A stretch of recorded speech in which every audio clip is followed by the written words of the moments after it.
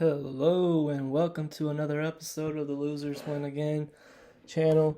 I am your host, Jacob Brown, and we are going to look over our Draftkings NFL Week 1 results. It's a heavy week of chalk, guys, as we head into this NFL Week 1 slate. Marquez Callaway deeply disappointed us. A lot of the 3K value didn't hit. We made some big quarterback changes early, preparing for week 1 on Sunday morning. But let's go ahead and see how I did.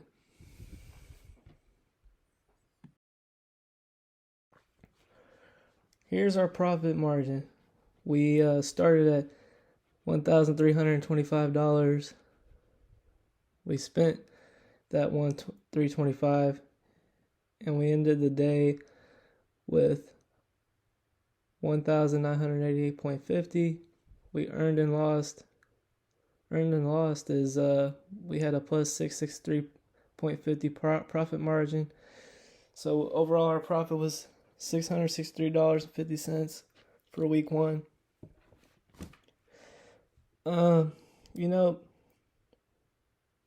I look at this as a win. We did pretty well. We could have done a lot better if we stuck with our gut. But let's just go over some of the things that happened on this slate. Well, we did it. We're 1-0. And Jameis and Kyler Murray stacks were what saved my single entries from busting. I pivoted from Patrick Mahomes to Josh Allen. So I did a six-man tournament with 200 people in it. I had 3 Jameis Winston stacks, 3 Josh Allen stack. No, 3 Jameis Winston stacks, 2 Josh Allen, and 1 Kyler Murray stack. And those Jameis Winston stacks and Kyler Murray stacks saved me from busting and completely losing out. On a lighter note, my cash game lineups won pretty big. 45 out of 50 head-to-heads. The $1 head-to-heads, 45 out of 50 is pretty good. The big 3 running backs out of Christian McCaffrey, Alvin Kamara, and Dalvin Cook produced at a high level. I still managed to cash in my head-to-heads with poor play from Devontae Adams, and I even ended up cashing with them in my single entries. He only scored like 10.6 Draftkings points, and I had quite a bit of them. DeAndre Hopkins is still the man, guys. Looking awesome out there. Got peppered with targets, 2 touchdowns. Guy played insane. Now, Deontay Harris from the New Orleans Saints, he was the best low-owned pivot play of the day. If you were worried about heavy chalk on Marquez Callaway early in the week, this was the guy you wanted to get to. He ended up doing a big number for us as late in the morning, just kind of going through the lineups. We ended up pivoting off of Marquez Callaway in one of the big single entry lineups, and we ended up cashing. That was a great pivot. And then another good pivot, which was like a really low-owned stud, was TJ Hawkinson. I talked about him a lot this last week, about how he was going overlooked over guys like Kyle Pitts, Logan Thomas, some of the higher priced tight ends like Kelsey and George Kittle. TJ Hawkinson got us there in our single entries, and also in our cash games, he put up a big number for us. So that was a great pick. And then Jameis Winston was the best low-owned QB of the day. I think in my big tournament I played, he was like 3% owned. If you had him, and if you had Deontay Harris or I'm not sure what the guy's first name is. His last name is Johnson, the wide receiver from the Saints. If you had one of those guys and you paired them with Alvin Kamara and Jameis Winston, you did very well. I'm glad we ended up pivoting because that really saved our day. Jameis Winston saved our day. Wish I would have played a little more Kyler. I wish I didn't play Josh Allen. Josh Allen was the nail in the coffin this week. It was really between Josh Allen and more Kyler Murray stacks, or more Josh Allen and a little bit more Patrick Mahomes in the single entries. But hey, man, that's the risk you take when you're playing DFS. We just got to learn to stick with our gut. I was on Patrick Mahomes all week long and ended up switching to Josh Allen Saturday afternoon, Sunday morning while making my lineups. That's one thing we could improve on, and that's one regret I have. But let's go ahead and look at our cash game results.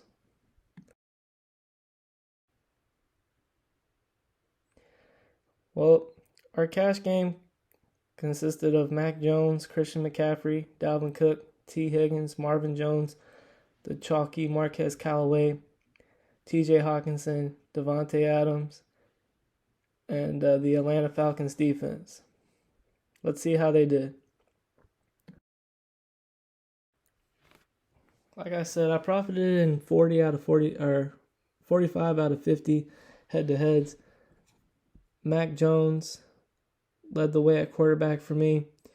He underperformed a little bit, but he still met his value at 3x. He over 3x his value. He's at 4,400, and he played pretty well for that price point. 15.24 Draftkings points for him. Then we moved on to Christian McCaffrey, who we said all week was just the automatic lock at running back for cash games. He got you there with 27.70 points. And then Dalvin Cook, somebody I just really thought was a part of this big lock, big cash game lock, at 21.40 points. He got you there. It took him a while to get into that 20-point range. We were holding our refs there for a little bit, but he ended up pulling it out. And we got T. Higgins. We're lucky he got us our value when he did. He got a 2-yard touchdown right before halftime, and then he ended up not playing the rest of the game. He needed an IV, so we were very lucky to get his production before he ended up leaving the game, and who knows what he would have done if he was still in the game. So that was a really smart pick on our parts. We faded some of that chalky value. You had guys like Elijah Moore, high owned. Rondale Moore was up there. Those 3K guys, we kind of pivoted off of that. And we got to Higgins, and I like it. And I think a lot of people were kind of veering off of the Marvin Jones train late in the week as well, because they saw Elijah Moore's value. They saw Rondale Moore's value. Marvin Jones did it for us with 18.70 DraftKings points. I've been harping on him for over a month now. So if you didn't play him and you watch these videos, that's on you. Now we get to Marquez Callaway. Guys, if there was ever such a thing as bad chalk, this was bad chalk. His first catch, I believe, was on like the first or second play of the game. And I don't even think he got targeted again after that.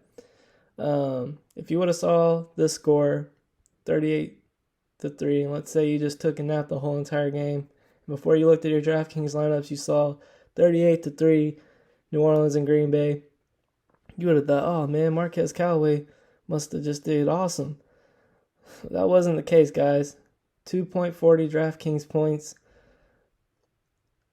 I don't think he's going to be a bad play in the future. I just think the way the game went, Sean Payton was really pushing, running the ball, and Callaway's a little more of a speedster. Deontay Harris and I just can't remember his first name, guys. The other Saints wide receiver that scored, Johnson, they just look for like bigger bodied receivers. Adam Troutman, big body tight end.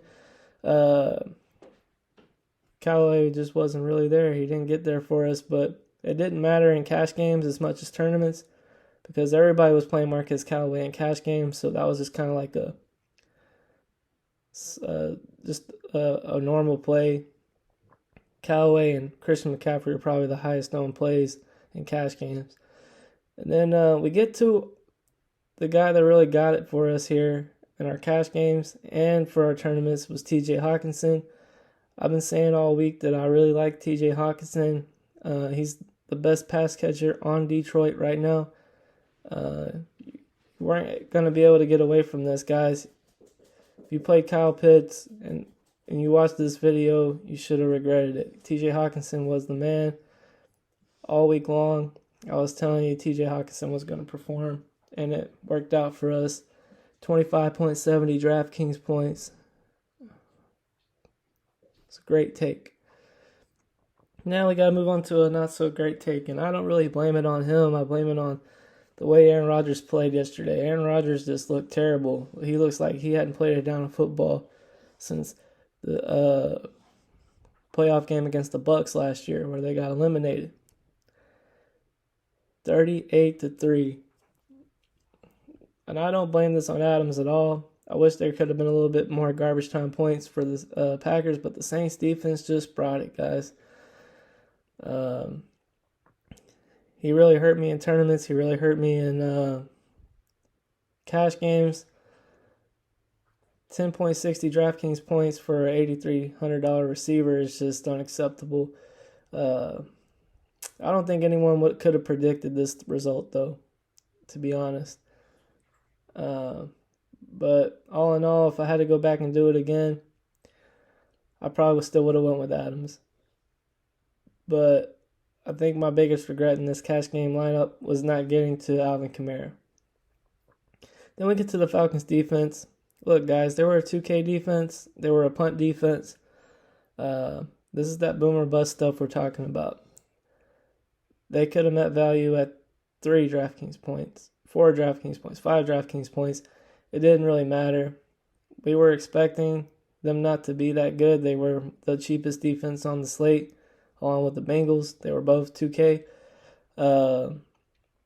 This was just a bad lapse of judgment. They were the highest known defense on the week in tournaments, cash games, whatever. So I don't feel terribly bad about it. But yeah, it's just one of those risks we were willing to take. Let's move on to GPPs. Guys, our GPPs did decent. We could have done a lot better. Like I said early in the video, we veered off some chalky plays. Pivoted to guys like Deontay Harris, TJ Hawkinson. I really wish I would have played more Patrick Mahomes. I was on him all week long, and then when Saturday night, Sunday morning hit, I just switched it up to Josh Allen. I really like Josh Allen. Heading into the week, he was somebody that killed me in my tournament lineups. But luckily, I played more than one tournament lineup, and here are my 2 best tournament lineups on the week.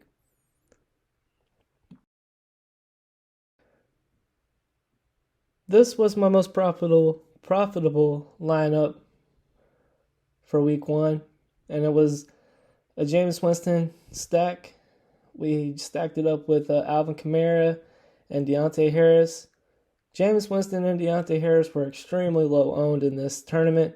This was a 200 max tournament, and you had 6 entries. I had 3 entries with Jameis, 1 entry with Kyler, and 2 entries with Josh Allen. And I really regret not playing more Kyler Murray in this tournament. I really regret not playing Patrick Mahomes. If I had to go back, I would have probably picked Patrick Mahomes over Josh Allen. And I would have played 2 Patrick Mahomes lineups and 2 Kyler Murray lineups along with this Jameis Winston lineup. I got on Jameis Winston real early Sunday morning. He was just somebody that really stuck out in my projections. We went with it, and it went well for us. Out of the 3 Jameis lineups, 2 of them profited, 1 didn't. But this was the best one. Deontay Harris just got it there for us at 2.25% owned. Jameis Winston, 3.15% owned. Alvin Kamara was a high 28, but we expected that. This was a week. Value was huge, and the running backs were going to be bulky. We didn't care about running back ownership as much. Our stacks were what we wanted to be low owned and have great value. Let's move on to the rest of this lineup, though. We got T. Higgins. Again, this is basically a big pivot off of my cash game lineup. Instead of playing Dalvin Cook, we got to Alvin Kamara. And then we pivoted to Deontay Harris instead of Marquez Callaway. And TJ Hawkinson. And Devontae Adams just really disappointed us. But hey, what are you going to do? But yeah, this was my most profitable lineup. And now let's look at my highest scoring lineup on the week. This is my highest scoring lineup on the week. I did a 150 max 50-cent tournament that was $75. I ended up getting 520th place out of like 50,000 people, which feels pretty good. Only won $3 off of it, but hey,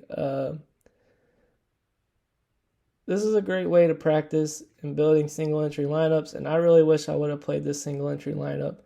I had another Kyler Murray stack in the tournament that I played, but it wasn't a 3v1, it was a 2v1. I really regret not playing this lineup. This would have got me in like second place in the tournament I just showed you with Jameis Winston, and it would have just been a more profitable one.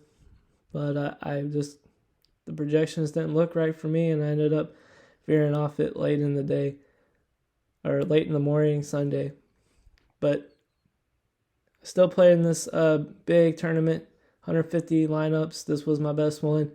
You had the Kyler Murray stack of DeAndre Hopkins and Rondale Moore and the run back option of A.J. Brown. Guys, this is just key. If you want to win tournaments, if you want to get high up there in tournaments, you got to do these run back options with the stacks, or you're not going to be profitable. Christian McCaffrey, we expected his ownership to be high. We expected Joe Mixon's ownership to be high, and we did a little mini stack with Joe Mixon and Tyler Conklin for the Vikings. Tyler Conklin got you there at 2,900, 8.10 Draftkings points. Joe Mixon definitely got you there with 28 Draftkings points at 6,800. At 6,200. That's just an amazing price. And 28 points, that's over the value. That was a great pick. So there's a little mini stack there. Like we talked about before, mini stacks are extremely important.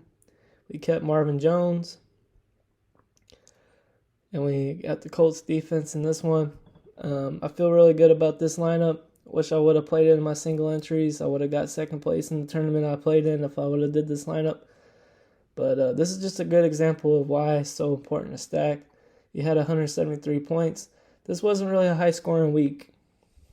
I think the highest points I saw in the lineup was like 190. In these single entry tournaments, nobody really got up there. I think the best lineup in the tournament I played in was like 176 points. So really wish I would have played this. Something I'm definitely going to evaluate going into next week. But yeah, those are my tournament lineups. Well, week 1 is in the books. And while we did profit this week, I felt like we could have done a lot better. There was just too much value. Too much value was the issue, and good and bad chalk. I really felt like I should have stuck with my instincts early on with Patrick Mahomes and the Chiefs stacks, but went away from it in my lineup building process. However, what did save me was my single entries. It was a combination of loaned TJ Hawkinson, Jameis Winston stacks, and a pivot off of Marquez Callaway to Deontay Harris in one of my 3 Winston stacks. Overall, I think I have to learn to trust my instincts more. Gotta stick to my favorite saying in DFS. Keep it simple, stupid. We'll see you next time, guys. We got a video coming out for our first look, week 2 lineups for cash games and GPPs. If you like this video, like, subscribe, ring that notification bell, and if you got anything you want to put in the comments, go for the comment section, guys. Who was your big bust? Who was your best play? What was your best lineup? Let me know in the comments as we start preparing for week 2. We'll see you next time.